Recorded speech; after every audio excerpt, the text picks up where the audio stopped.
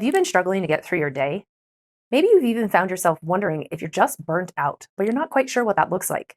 If that sounds like you, then you have come to the right place. In today's video, I'm going to be answering our question, what are the symptoms of burnout? And I'm even going to show you how to bounce back from burnout quickly. So let's dive right on in. Hi, I'm Dr. Kelly Shockley, Doctor of Cause, chiropractic, board certified in sports medicine, and specialized in clinical nutrition. In today's video, I'm going to be sharing with you the number one reason you never see burnout coming. And then I'll be discussing the little known indicators of burnout. And finally, we'll be covering how to keep from falling victim to burnout yet again. Let's get to it. All right, gang. The number one reason you never see burnout coming is because most people who experience burnout are overachievers. You are the kind of people who are passionate about what you do. You generally put in long hours and oftentimes take on exceedingly large workloads. That's just you. You love what you're doing. You're constantly burning a candle at both ends with maybe not even realizing it. Here's the thing. It seems though that our bodies can keep up with us for a long period of time and then eventually we run out of gas, but we don't see it coming, partly because we're so into what it is that we're already doing, whether it's being fully involved with our family, 100% committed to what we do for work, being the type of friend who's always there no matter what, drop everything in an instant and be there for you. We are the givers for sure. And sometimes, especially when you're an entrepreneur, you kind of just accepted the fact that you're going to have these moments where you totally crash and burn. And that you feel just comes with being an entrepreneur or being a stay-at-home mom, taking care of everybody around you, but not necessarily doing what you need to take care of yourself. So you see, it sneaks up on us because we were gifted with this amazing ability to compensate. And as long as our body continues to have ways to compensate, it allows us to get from point A to point B, regardless of what it looks like. But when you're compensating, your body is doing things that require more effort. You're making it work differently than what it was actually designed. And thankfully, compensation is not something we're aware of as soon as it happens. It gives us the capacity to continue living life without being miserable. Pain oftentimes is something that will show up long down the road after something's already been wrong. We look at kids and we think of them as being totally resilient to all things life related. But take, for example, like they fall, maybe they hurt in that moment and they cry, and then they bounce right up and go on about their day. The adult version of us looks at those kids and go, oh my gosh, there is no way I would have survived that. I would be totally broken. So we feel like part of what's going on with us is the result of getting older. But as we're working through and taking on the world and all the responsibilities that we continue to pile on our plate, we still have this capacity of resilience like a kid does, as long as our body can compensate.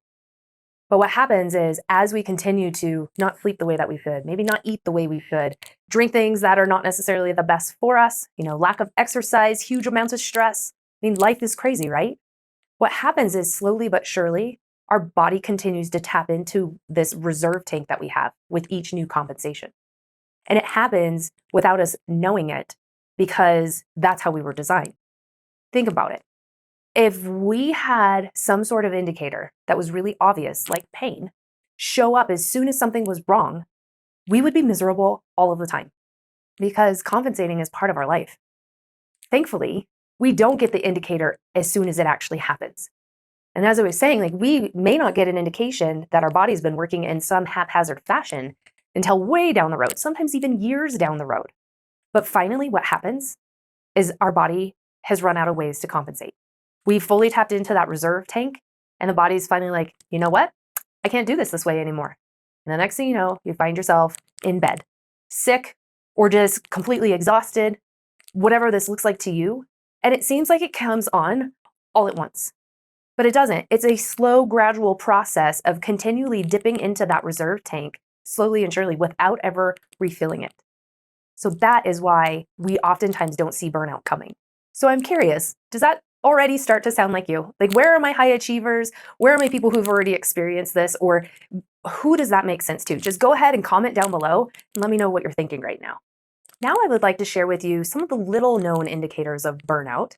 Of course, we're going to go over some of the ones you're probably well aware of, but some things that maybe don't happen on a regular basis or you wouldn't necessarily think of as being an indication that you're kind of burnt out.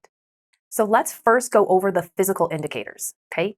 These are those symptoms that you would really recognize okay, I've kind of been pushing it a little much. So this is the fatigue or the exhaustion. You could already be experiencing issues with sleep. even though you're so exhausted, like having problems with insomnia, whether it's falling asleep, staying asleep, or maybe you could sleep forever, but you wake up still feeling exhausted. You could be experiencing issues with your mental capacity. So, lack of focus and concentration, having some like fuzziness or brain fog, dealing with anxiety, stress, short term memory types of problems. Or some of the more classic, more scary physical indicators that you might be burnt out is you could be experiencing chest palpitations, like a racing heart, not being able to catch your breath sometimes. Ones that I'm sure you probably experienced in some capacity are gut issues. Maybe your tummy just never feels quite settled, or you're dealing with the embarrassing gas and bloating, or maybe you're even having constipation or diarrhea. Not fun. Those definitely can be indications of burnout.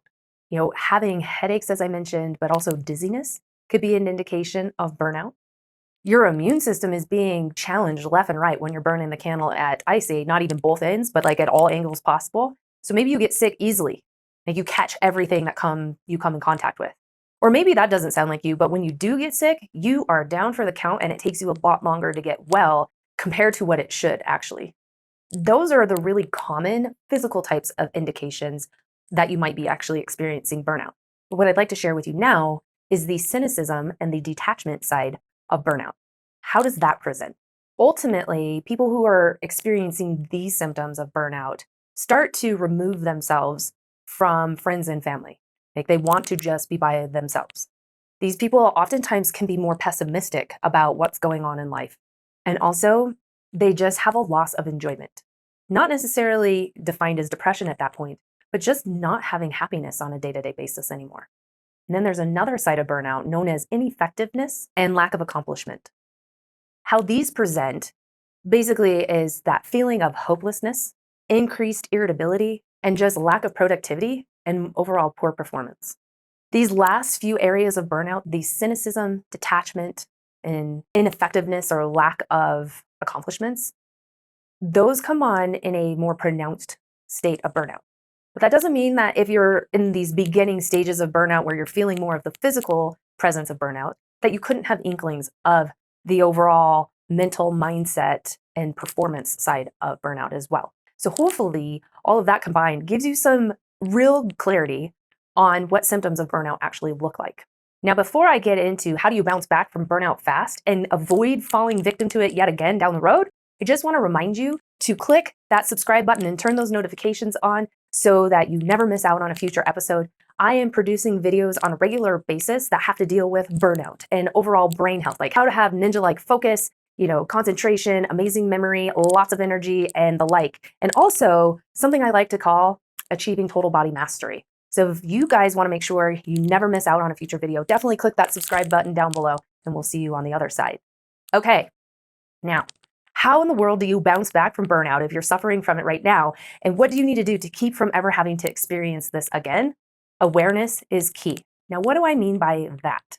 One of the best things that you can do, and I've interviewed several different entrepreneurs on this topic, and one of the things that was really common for those who had kind of seemed to just squash the opportunity of burnout ever from happening again was creating awareness. Part of it is taking a step back and being able to reflect on you and witnessing what your body's doing while you're feeling burnt out.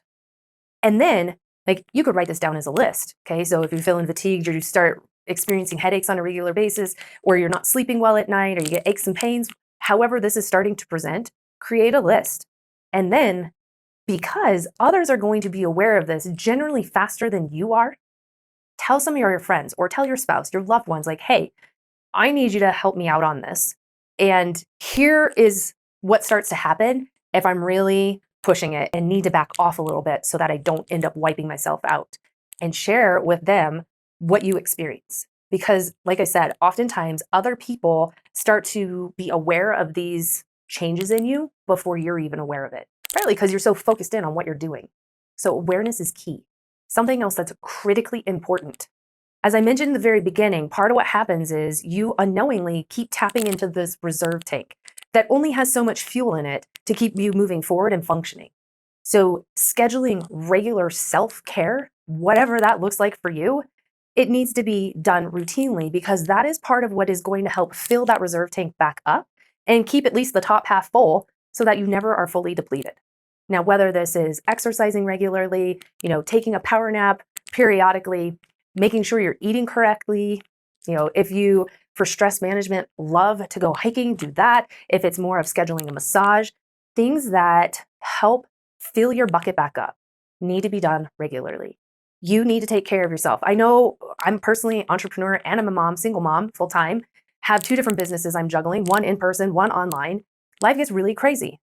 And I can fall into this place of I'm taking care of all of my patients and my son and my family, like this mom mode, as we call it in the office, where it's very easy for me to take care of everybody else and not myself. Well, ultimately, when I'm talking with my patients and they're doing this, it's like, okay, it's the airplane situation, right? As they're going through their safety instructions, they get to the oxygen mask use and instructions piece where they're like, hey, you got to put your oxygen mask on before you help anybody else. Because if you're dead, how effective are you at helping other people? Same scenario comes with this. We have to have self-care. We sometimes feel guilty about taking time for ourselves. And I don't want you to feel that way anymore. You have to take care of you because that allows you to be the best version of yourself for everybody else, for the mission you're on, for your family, for your friends, your customers. You are your best version when you take care of you. So schedule it in regularly. Something else that's really helpful for avoiding future burnout is to make a schedule. Oftentimes when we're in business for ourselves, business seems to run us instead of us running our business, which means we're just working any and every opportunity that we can. And I've fallen victim to that pattern also. We need to be able to turn work off because that's part of what fills our bucket back up. But that also allows us to have work-life balance. And we were put on this planet to do far more than just work. Remember, it will always wait for you. So schedule yourself normal hours as well. And self-care, treat it as if it's an appointment with a client. You would never ever bail on an appointment with a client unless something drastic came up, right? So don't bail on yourself with your self-care.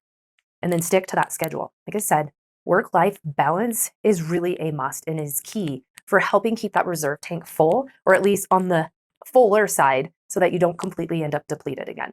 Now, I know this has been just a little bit of a teaser worth of information. And if you want to get the full details on how do you combat burnout, and never fall victim to it again, then I want you to just look down in the description. There will be a link down below.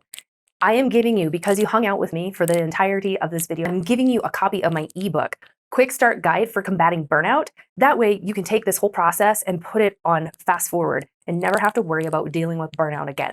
So like I said, just find the link in the description down below and you can get your copy and have immediate access to it as soon as we're done here. Thank you so much. I hope this was informative and helpful for you, and I look forward to seeing you on a future video. Take care and God bless.